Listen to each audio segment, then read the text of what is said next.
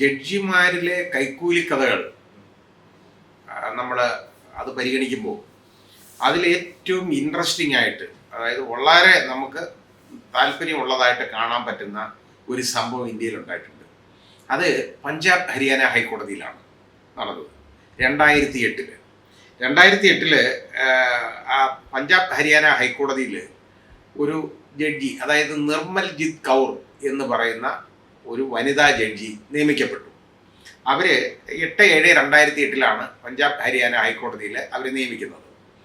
അപ്പോൾ അവർ ഒരു ഒരു വളരെ സംശുദ്ധമായ ഒരു ഫിഗറായത് ആളാണ്. ആ രീതിയിലാണ് അവരെക്കുറിച്ചുള്ള കാഴ്ചപ്പാടെല്ലാം. അവിടെ അതേപോലെ അവർക്കൊരു ബദ്ധപ്പാടെന്ന് കേൾക്കട്ടെ, നമുക്ക് വന്നേക്കുന്ന അവരുടെ പേര് തന്നെ, അതായത് നിർമ്മൽ യാദവ്. ഇത് നിർമ്മൽജിത്ത് കൗർ എന്നാണ് ഇവരുടെ പേര്. നിർമ്മൽ യാദവ് എന്ന പേരുള്ള മറ്റൊരു വനിതാ ജഡ്ജിയുണ്ട്. അത് ഇതിലും ഇച്ചിരി മുതിർന്ന ജഡ്ജിയാണ്. അപ്പം ഇവർ രണ്ടും ആ പഞ്ചാബ് ഹരിയാന ഹൈക്കോടതിയിലെ ജഡ്ജിമാരാണ്. ഈ നിർമ്മൽ യാദവിനെ കുറിച്ചും ആർക്കും പുറത്ത് അന്ന് വരെ ഒന്നും അറിഞ്ഞുകൂടാ, വേറെ പ്രശ്നങ്ങളൊന്നും ഉള്ളതായിട്ട് അറിഞ്ഞുകൂടാ. ഇവരെ രണ്ടുപേരെ അവിടെ നിർമ്മൽജി എന്ന് വിളിക്കാറുണ്ട്. അപ്പോൾ ഈ നിർമ്മൽജിത്ത് കൗറിനെയും വിളിക്കും, നിർമ്മൽ യാദവിനെയും നിർമ്മൽജി എന്ന് വിളിച്ചത് ഇവരെ തന്നെയാണ് ഈ വിളിക്കുന്നത്. അന്ന്, അതായത് 2008 ഓഗസ്റ്റ് 13 രാത്രി ഏതാണ്ട് ഒരു 8:30 മണിയോടെ ഒരാൾ, അതായത് അയാളെ പ്രകാശ് എന്ന് പേരുള്ള ഒരാൾ, അയാൾ ഒരു പ്ലാസ്റ്റിക് ബാഗും കൊണ്ട് ജസ്റ്റിസ് നിർമ്മൽജിത്ത് കൗറിൻ്റെ വീട്ടിൽ വരികയാണ്. വീട്ടിൽ വന്നപ്പോൾ അവിടെ അവരുടെ പിയൂൺ അമൃത് സിംഗിനെ വന്ന് കണ്ടിട്ട് പറഞ്ഞു, ഡൽഹിയിൽ നിന്ന് വന്ന പേപ്പേഴ്സാണ്, അത് ഇവിടെ മാഡത്തിന് കൊടുക്കാനായിട്ട് കൊണ്ടുവന്നതാണെന്ന് പറഞ്ഞു. ഇയാൾ നേരെ പ്ലാസ്റ്റിക് ബാഗ് വാങ്ങിച്ചിട്ട് നേരെ ഈ ജഡ്ജി എടുത്തി എന്നപ്പോൾ ജഡ്ജി പറഞ്ഞു, ഡൽഹിയിൽ നിന്നുള്ള പേപ്പർ അതെന്താണെന്ന് നോക്കിക്കേ എന്ന് പറഞ്ഞു. തുറന്നു നോക്കിയപ്പോൾ എന്താണെന്നറിയോ, അതിനകത്ത് നോട്ട് കെട്ടുകളാണ്. അതായത് 15 ലക്ഷം രൂപ അതിനകത്തോട്ട്. എണ്ണിയൊക്കെ ഒന്നും ഇല്ല ആ സമയത്ത്. അപ്പോഴേ ഈ നിർമ്മൽജിത്ത് കൗർ അവർ പറഞ്ഞു, ജസ്റ്റിസ് നിർമ്മൽജിത്ത് കൗർ പറഞ്ഞു, ഇയാളെ പിടിക്കാൻ പറഞ്ഞു. അമൃത് സിംഗ് ഈ പണം കൊണ്ടുവന്ന ഈ പ്രകാശ് എന്ന് പറയുന്ന ആളെ പിടിച്ചു നിർത്തി അയാളെ അവർ പോലീസിനെ ഹാൻഡ് ഓവർ ചെയ്തു. അപ്പോൾ പോലീസ് ഇതിനൊരു FIR എടുത്തു കേട്ടോ. അതായത് ഇവിടെ കൊണ്ടുവന്ന് ജഡ്ജിയെ സ്വാധീനിക്കാൻ വന്നു എന്നുള്ള രീതിയിലാണ്. അപ്പോൾ ഈ പ്രകാശ് എന്ന് പറയുന്ന ആളെ ചോദ്യം ചെയ്തപ്പോൾ അയാൾ പറഞ്ഞു, അയാൾ ക്ലാർക്കാണ് കേട്ടോ. അവിടുത്തെ അന്ന് പഞ്ചാബ് ഹരിയാന ഹൈക്കോർട്ടിൽ ഉള്ള അഡീഷണൽ അഡ്വക്കേറ്റ് ജനറലിൻ്റെ ക്ലാർക്കാണ് ഇയാൾ. സഞ്ജീവ് ബൻസാൽ എന്ന് പറയുന്ന ആളാണ് അഡീഷണൽ അഡ്വക്കേറ്റ് ജനറൽ. ഉടനെ അഡീഷണൽ അഡ്വക്കേറ്റ് ജനറലിനെ എൻ്റെ അടുത്ത് ഇത് പറഞ്ഞു, ഈ ക്ലാർക്ക് അതൊരു തെറ്റ് പറ്റിയതാണ്. ഈ ബൻസാൽ നേരെ പോലീസ് സ്റ്റേഷനിലേക്ക് പോയിട്ട് അവിടെ ഒരു സ്റ്റേറ്റ്മെൻറ്റ് കൊടുക്കുന്നു. അതായത് ഈ പണം എന്ന് പറയുന്നത് രവീന്ദർ സിംഗ് എന്ന് പറയുന്ന ഒരാൾ കേട്ടോ, ഒരു നിർമ്മൽജിത്ത് സിംഗിന് കൊടുക്കാൻ തന്ന പണമാണ്. ഈ പേരുമായിട്ട് ബന്ധം നോക്കിക്കോട്ടോ. നിർമ്മൽജിത്ത് സിംഗ് എന്ന് പറയുന്ന ഒരാൾക്ക് കൊടുക്കാനായിട്ട് തന്ന പണമാണ്. പക്ഷേ ഇയാൾ നിർമ്മൽജി എന്ന് പറഞ്ഞ് ഇയാൾ കൊണ്ടു ചെന്നിട്ട് തെറ്റിപ്പോയി ഈ വീട്ടിൽ കൊണ്ടു കൊടുത്തതാണ് എന്നാണ് ബൻസാൽ പറഞ്ഞത്. പക്ഷേ ബൻസാൽ ഈ പണത്തെക്കുറിച്ച് പറഞ്ഞ വിവരങ്ങളും അതുപോലെ തന്നെ ഈ പറഞ്ഞ കാര്യങ്ങളും മുഴുവൻ കള്ളമാണെന്ന് പോലീസിന് മനസ്സിലായി, എല്ലാവർക്കും മനസ്സിലായി അപ്പോൾ തന്നെ. അപ്പോൾ പിന്നെ ഉടനെ ഈ കേസ് അവർ കേസ് രജിസ്റ്റർ ചെയ്തെന്ന് പറയുന്നത് അവർ അന്ന് ഈ നമ്മുടെ പ്രിവെൻഷൻ ഓഫ് കറപ്ഷൻ PC ആക്ടിൻ്റെ സെക്ഷൻ 11 അതുപോലെ തന്നെ ഇന്ത്യൻ പീനൽ കോഡിൻ്റെ 120B റെഡ് വിത്ത് സെക്ഷൻ 199-200 ഇതിലാണ് കേസെടുത്തത്. അങ്ങനെ FIR എടുത്തു കഴിഞ്ഞിട്ട് 10 ദിവസത്തിനകത്ത് തന്നെ ഈ കേസ് CBIക്ക് ഹാൻഡ് ഓവർ ചെയ്തു. CBI നന്നായിട്ട് ഈ കേസ് അന്വേഷിച്ചിട്ട് CBIയുടെ അന്വേഷണത്തിൽ നിന്ന് വെളിവായത് എന്താണെന്നറിയാം. ഈ പണം ഈ ജസ്റ്റിസ് നിർമ്മൽജിത്ത് സിംഗിനെ കൊടുക്കാൻ കൊണ്ടുപോയ പണം എന്ന് പറഞ്ഞാൽ യഥാർത്ഥത്തിൽ ജസ്റ്റിസ് നിർമ്മൽ യാദവിന് കൊണ്ടുപോകുന്ന പണമാണ്. ഈ പേര് മാറി നിർമ്മൽജി എന്നായതുകൊണ്ട്, നിർമ്മൽജി എന്ന് പറഞ്ഞതുകൊണ്ട് നേരെ ഇവിടെ കൊണ്ടുവന്ന് ഇപ്പുറത്ത് കൊണ്ടുവന്ന് കൊടുത്തു. അപ്പോൾ അവിടെ കിട്ടാനുള്ള പണം ഇവിടെ കിട്ടിയത്. ഇനി അവിടെ എങ്ങനെ പണം കിട്ടാനുള്ളതെന്നുള്ളത് എന്താണെന്നറിയാം. നിർമ്മൽ യാദവിന് കിട്ടാനുള്ള പണം ഈ ബൻസാലിനും ഈ രവീന്ദർ സിംഗിനും ഒക്കെ ബന്ധമുള്ള ഒരു മാറ്ററുണ്ട്, ഒരു കേസ് ഉണ്ടായിരുന്നു. ആ കേസിനകത്ത് യഥാർത്ഥത്തിൽ ബൻസാൽ ഒരു പ്ലോട്ട് പഞ്ച്കുല എന്ന് പറയുന്ന സ്ഥലത്തുള്ള ഒരു നല്ലൊരു പ്ലോട്ട് വാങ്ങാനായിട്ട് അയാൾ 2 കോടി രൂപ അയാളുടെ തന്നെ പേഴ്സണൽ ചെക്ക് അയാൾ കൊടുത്താണ് ആ സ്ഥലം വാങ്ങാനായിട്ട് അല്ല ഏർപ്പാട് ചെയ്തത്. അവസാനം ഇത് കേസായി. ഇയാൾക്ക് ഇത് കിട്ടണം, ഇയാൾക്ക് പേഴ്സണൽ ഇൻട്രസ്റ്റ് ഉള്ള മാറ്ററാണ്. ആ കക്ഷിക്ക് വേണ്ടി പോലും ഈ ബൻസാലാണ് അപ്പിയർ ചെയ്തത് അവിടെ. അപ്പോൾ അത് കാരണം അയാൾക്ക് വേണ്ടിയുള്ള ഇടപാടാണ്. അതിൻ്റെ ഇടപാടിൽ അത് അനുകൂലമായിട്ട് ആ വിധി കൊടുത്തു കേട്ടോ. ആ വിധി കൊടുത്തതിന് വേണ്ടി ഈ നിർമ്മൽ യാദവ്, ജസ്റ്റിസ് നിർമ്മൽ യാദവിന് ഈ 15 ലക്ഷം രൂപ കൊടുത്തതാണ്. അതാണ് കാര്യം. യഥാർത്ഥത്തിൽ ഈ അന്ന് രാവിലെ ഈ നിർമ്മൽ യാദവിന് 15 ലക്ഷം രൂപ കൊണ്ട് കൊടുത്തു. പക്ഷേ ആ സ്ത്രീ പറഞ്ഞതുപോലെ ഇതെല്ലാം ഇനി 15 ലക്ഷം രൂപ കൂടെ കിട്ടാനുണ്ട്. ആ 15 ഈ രാത്രി നിർമ്മൽ യാദവിന് കൊടുക്കാനുള്ളതാണ് നിർമ്മൽജിത്ത് കവർന്ന് കൊണ്ട് കൊടുത്തത്, എൻ്റെ അവിടെ വീട്ടിൽ കൊണ്ടുപോയത്. അതാണ് പറ്റിപ്പോയത്. അപ്പം അതിൻ്റെ മാഗ്നിറ്റ്യൂഡ് നോക്കിയുള്ളൂ. അന്നത്തെ കാലത്ത് 30 ലക്ഷം രൂപ കൈക്കൂലിയാണ്. പിന്നെ അപ്പോൾ ഇത് ശരിയായ രീതിയിൽ ഇവർ കേസൊക്കെ അന്വേഷിച്ചു. ഈ നിർമ്മൽ യാദവിനും മറ്റ് പ്രതികൾക്കും തമ്മിലുള്ള അവരുടെ ഫോൺ കോളുകളുടെ എല്ലാ റെക്കോർഡ് മുഴുവൻ CBI കണ്ടെടുത്തു. അവർ തമ്മിലുള്ള ഫ്രീക്വൻ്റ് ആയിട്ടുള്ള റിലേഷൻഷിപ്പ് ഫോൺ കോളിലൂടെ ഉള്ളത് കണ്ടു. ഇതെല്ലാം എടുത്തു കഴിഞ്ഞതിന് ശേഷം അവസാനം CBI ഈ അന്വേഷണം കൺക്ലൂഡ് ചെയ്തിട്ട് ഫൈനൽ റിപ്പോർട്ട് കൊടുക്കാനായിട്ട് തുടങ്ങുകയാണ്. അപ്പോൾ യഥാർത്ഥത്തിൽ ഇങ്ങനെ PC Act അനുസരിച്ച് സെക്ഷൻ 19 അനുസരിച്ച് സാങ്ഷൻ വേണം. ഈ സാങ്ഷൻ വാങ്ങിക്കണം, എന്നാലേ കൊടുക്കാൻ ഒക്കുള്ളൂ. അതായത് സാങ്ഷനിങ് അതോറിറ്റി സാങ്ഷൻ കൊടുക്കണം. അപ്പോൾ ഈ സാങ്ഷൻ കൊടുക്കാനായിട്ട് സാങ്ഷനിങ് അതോറിറ്റിയെ സമീപിക്കുന്നതിന് മുമ്പായിട്ട് CBI ഈ അന്വേഷണം കൺക്ലൂഡ് ചെയ്തിട്ട് അവരുടെ ഡയറക്ടർ ഓഫ് പ്രോസിക്യൂഷൻ CBIയുടെ അയാളെടുത്ത് ഈ ചാർജ് ഈ ഫൈനൽ റിപ്പോർട്ട് കൊണ്ടുപോയി കൊടുത്തു. എന്നാൽ ഇയാൾ പെട്ടെന്ന് തന്നെ വലിയ മിടുക്കനാക്കി. അയാൾ പറഞ്ഞു ഇതിനകത്ത് ഇവർക്കെതിരെ ഒഫൻസ് മേക്കൗട്ട് ചെയ്യാനുള്ള എവിഡൻസ് ഒന്നുമില്ല. അയാളങ്ങ് തീരുമാനിച്ചു ഒന്നുമില്ലെന്ന്, ഒരു എവിഡൻസും ഇല്ല. വളരെ കോൺക്രീറ്റ് എവിഡൻസ് ഉള്ള കാര്യമാണ്. അപ്പോൾ അയാളെ പിടിച്ചു എന്നുള്ളതാണ് അതിൽ നിന്ന് മനസ്സിലാവുന്നത്. അപ്പോൾ അയാൾ പറഞ്ഞു ഇതിനകത്ത് CBIയുടെ ഡയറക്ടർ ഓഫ് പ്രോസിക്യൂഷനാണ്. അയാൾ പറഞ്ഞു ഇല്ല, കൊടുക്കാനില്ല. ഉടനെ ഇവർ CBI ഡയറക്ടറായി കൊടുത്തു. അപ്പോൾ CBI ഡയറക്ടർ നോക്കിയിട്ട് പറഞ്ഞു ഇതങ്ങനെ പറയാനൊന്നുള്ള കാര്യമൊന്നുമല്ല, ഇതിനകത്ത് ആവശ്യമുള്ള തെളിവുണ്ട്, പ്രോസിക്യൂഷന് പ്രൊസീഡ് ചെയ്യാനുള്ള തെളിവുണ്ട്, അതുകൊണ്ട് സാങ്ഷൻ വേണം.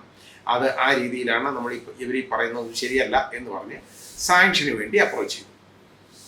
അപ്പോൾ ഇത് സാങ്ഷനിങ് അതോറിറ്റി നോക്കിയിട്ട് പറഞ്ഞു ഇത് മുമ്പോട്ട് കൊണ്ടുപോകാനുള്ള ആവശ്യമുള്ള തെളിവൊന്നുമില്ല കേട്ടോ, അതൊന്നുമില്ല.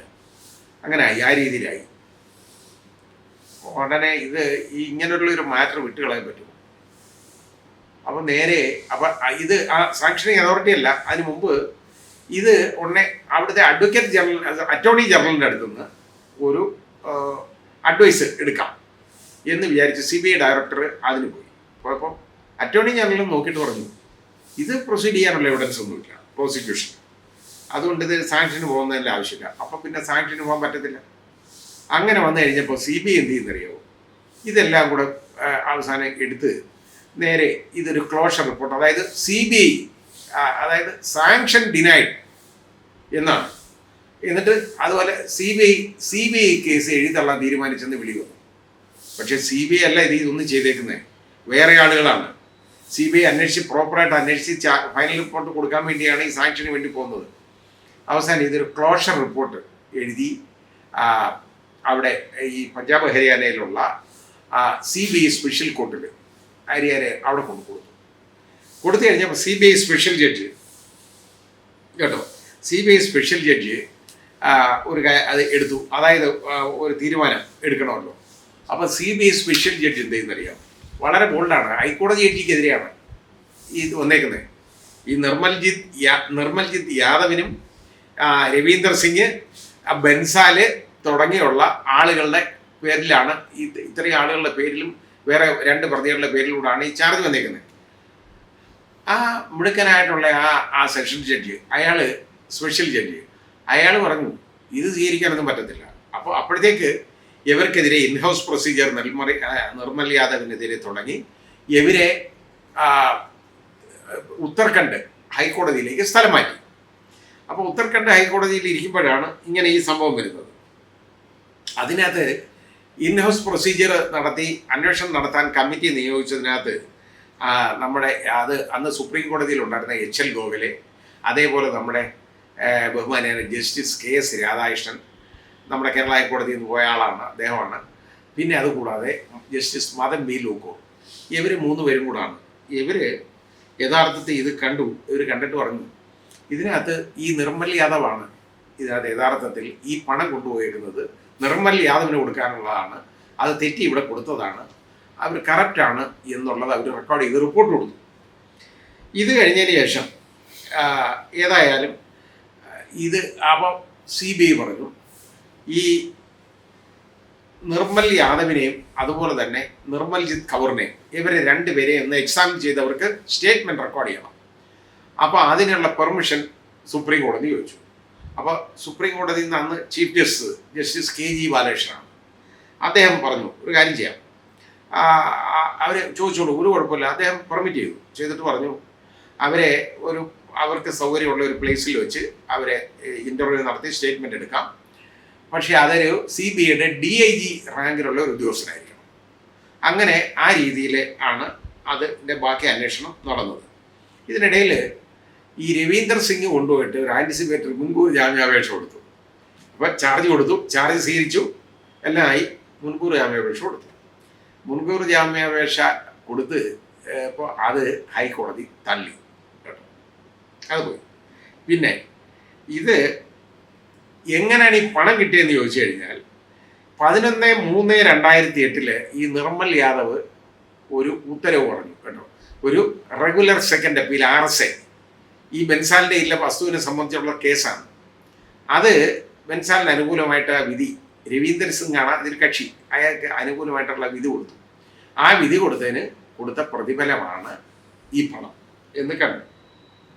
പിന്നെ CBI ഇതുപോലെ തന്നെ ബാക്കി അതുപോലെ ഈ റിപ്പോർട്ട് CBI സെഷൻ ജഡ്ജി എടുത്തില്ല, 2ാമത് റിപ്പോർട്ട് കൊടുത്തു, സാങ്ഷൻ വാങ്ങി, സാങ്ഷൻ കിട്ടി, സാങ്ഷനൊക്കെ ആയി, എല്ലാം ആയി കഴിഞ്ഞപ്പോഴത്തേക്ക് 13(2) read with section 13(1)B PC ആക്ടിൻ്റെ അതും ഇന്ത്യൻ പീനൽ കോഡിലെ 120B റെഡ് വിത്ത് സെക്ഷൻ 465, 467, 468 അനുസരിച്ചുള്ള 420 ഇതും ആയിട്ടുള്ള വകുപ്പുകൾ അനുസരിച്ച് ഫൈനൽ റിപ്പോർട്ട് കൊടുത്തു. അത് ഈ കോഗ്നിസൻസ് എടുത്തു, ആ കേസ് അങ്ങനെ ആയി. അപ്പോൾ അതിനകത്ത് ഇനി ബാക്കിയുള്ള നടപടി എന്ന് പറഞ്ഞു കഴിഞ്ഞാൽ ഞാൻ പറഞ്ഞ ഇത് ഈ വലിയ കള്ളന്മാരുണ്ടല്ലോ അവർ ചെയ്യുന്നത്, അവർ എങ്ങനെയെങ്കിലും അവരുടെ പേരുള്ള ഈ പണി ഇതങ്ങ് നീട്ടാൻ അവർ ചാവുന്നവരെ ഈ കേസെടുക്കാൻ സമ്മതിക്കില്ല. അങ്ങനെയാണ് പലരും ചെയ്യുന്നത്. വലിയ രാഷ്ട്രീയ നേതാക്കളെ കണ്ടോളൂ, അവരൊക്കെ മരിക്കുന്നവരെ അവരുടെ പേര് ഒരു അത്ര വലിയ കേസ്, എത്ര വലിയ അഴിമതി കേസ് വന്നാലും അത് അവരെടുക്കാൻ സമ്മതിക്കത്തില്ല. അതിന് വേറെ പല പരിപാടികളുണ്ട് അവരുടെ കയ്യിൽ, അത് നടക്കും. അത് ഒരു പരിധിവരെ അതിന് ജുഡീഷ്യറി കോൺട്രിബ്യൂട്ട് ചെയ്യുന്നില്ല എന്ന് ചോദിച്ചു കഴിഞ്ഞാൽ പല കാര്യങ്ങളിലും അങ്ങനെ കോൺട്രിബ്യൂഷൻ വരുന്നുണ്ട്, ഇല്ല എന്ന് പറയാൻ പറ്റുന്നില്ല. അത് ഏതൊക്കെയെന്നൊന്നും ഞാൻ പറയാൻ പോകുന്നില്ല. അതിന് ഇപ്പോഴും ജീവിച്ചിരിക്കുന്ന തെളിവുകളുണ്ട്. ഇനി പോട്ടെ. അപ്പോൾ ഈ കേസിൽ ഇവരെ ചാർജ് ഫ്രെയിം ചെയ്യാൻ നേരത്ത് ഇവരെ ആദ്യം ഇത് ക്വാഷ് ചെയ്യണം എന്ന് പറഞ്ഞുകൊണ്ട് ഇവരുണ്ട് കേസ് കൊടുത്തു. പക്ഷേ അത് ഹൈക്കോടതി തള്ളി. അതിന് വേണ്ടി സുപ്രീം കോടതി പോയി, സുപ്രീം കോടതി തള്ളി.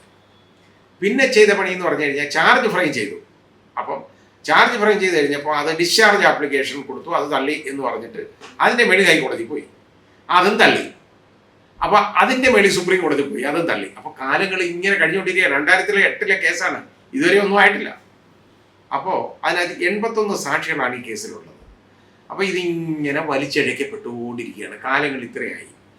ഈ 81 സാക്ഷികളിൽ ഇപ്പോൾ ഏതാനും ആളുകളെ വിസ്തരിച്ചിട്ടുണ്ട്. ഏതാണ്ട് 17 പേരെ അങ്ങോട്ട് വിസ്തരിച്ചു ഈ കേസിൽ.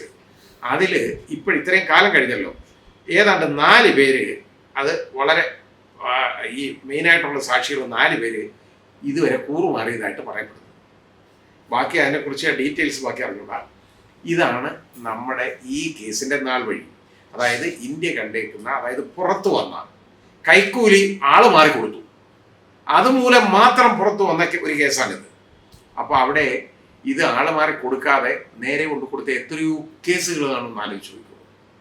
ഇത്ര പച്ചയായിട്ട് കൈക്കൂലി വാങ്ങിക്കുന്ന ആളുകൾ ജുഡീഷ്യറിൽ ഇരിക്കുന്നു എന്ന് പറയുന്നതാണ് ജുഡീഷ്യറിയുടെ ഏറ്റവും വലിയ അപമാനം. മൊത്തം ജുഡീഷ്യറിക്ക് മുഴുവനുള്ള അവമാനമാണ് ഈ നിർമ്മൽ യാദവ്. പക്ഷേ നിർമ്മൽ യാദവ് ഇപ്പോഴും അപ്പോൾ റിട്ടയർ ചെയ്തു. നിർമ്മൽ യാദവിൻ്റെ സഹോദരനും കൂടെ ഇത് കേസ് പ്രതിയാണ്. അയാൾ, ആ സഹോദരൻ എന്ന് പറയുന്ന ആള് അജയ് യാദവ്, അയാള് പഞ്ചാബ് ഹരിയാനയിലെ അവിടെ ഫൈനാൻസ് മിനിസ്റ്റർ ആയിരുന്നു വന്നു. അതാണ് കാര്യം. നോക്കിക്കോണം, ഇവര് ഈ പണം കിട്ടിയല്ലോ, പിറ്റേ ദിവസം ഇവര് രണ്ടുപേരുടെയും കൂടെ പേരിൽ ഹിമാചൽ പ്രദേശ് വസ്തു വാങ്ങിച്ചിട്ടുണ്ട്. അതാ കാര്യം. അത് കൈ വെച്ചേക്കാൻ ഒക്കത്തില്ല അവർക്ക്. അവർ കൊണ്ടുപോയി വസ്തു വെച്ചു. അവർക്ക് ഇതേപോലെ നമ്മുടെ ഇപ്പോഴത്തെ ഈ വർമ്മ നടത്തിയേക്കുന്നവരുള്ള പണിയൊന്നും അവർക്ക് വശമില്ല കേട്ടോ. യശ്വന്ത് വർമ്മ പോലെ അവർ വീട്ടിൽ വെക്കാൻ തയ്യാറായില്ല. അവർ അപ്പോഴേ കൊണ്ട് വസ്തു വാങ്ങിച്ചിട്ടുണ്ട്. ഇത് ഒരു കേസിൻ്റെ നാൾ വഴിയാണ്. ഇത് ജനങ്ങൾ അറിയണം എന്ന് കരുതി ഞാനിത് പറഞ്ഞെന്നുള്ളതേ ഉള്ളൂ. ഇതാണ് പലയിടത്തും നടക്കുന്നത്. നമുക്ക് എങ്ങനെ അറിയാം? എവിടുന്ന് കിട്ടും നീതി? ഇങ്ങനെയുള്ളവൻ്റെ ഇന്ന് കിട്ടുന്ന നീതി മനുഷ്യന് നീതി കിട്ടും. ദൈവത്തിന് തുല്യരായിട്ട് കാണുന്ന ആളുകളാണ് ഈ ജഡ്ജിമാരെന്ന് പറയുന്നത്. അവരെ അങ്ങനെ കാണണം. കാരണം ദൈവീയമായ ജോലിയാണ് ചെയ്യുന്നത്. ഒരു മനുഷ്യൻ്റെ ഭാവി നിർണ്ണയിക്കാനുള്ള ഒരു കഴിവ് അവർക്ക് പവർ കൊടുത്തിട്ടുണ്ട്. ആ പവർ ദുരുപയോഗം ചെയ്യുന്നതാണ് നമ്മൾ ഈ കാണുന്നത്. വിധി വിലയ്ക്ക് വാങ്ങിക്കുക. ഇവിടൊക്കെ നമ്മൾ മുഖത്തോട്ട് നോക്കി ചിലർക്ക് ചില അനുകൂലമായിട്ട് ചില ഉത്തരവൊക്കെ കൊടുക്കുന്ന ജഡ്ജിമാരൊക്കെ ഉണ്ട്, കേട്ടിട്ടുണ്ട്. അവരെ വലിയ ഇഷ്ടമാണ്, അത് അയാൾക്ക് കൊടുക്കും. അതും യഥാർത്ഥം അതും കറപ്ഷനാണ്, ഇല്ലെന്ന് ഞാൻ പറയുന്നില്ല. അതല്ലാതെ ഇതുപോലെ ഈ പണം വാങ്ങിച്ചുകൊണ്ടുള്ളതെന്ന് പറയുന്നത് വളരെ കുറവാണ്. എനിക്ക് രസകരമായ ഒരു സംഭവം അറിയാവുന്നതുകൊണ്ട് അത് ഞാനിപ്പോൾ ഒരു അവസരത്തിൽ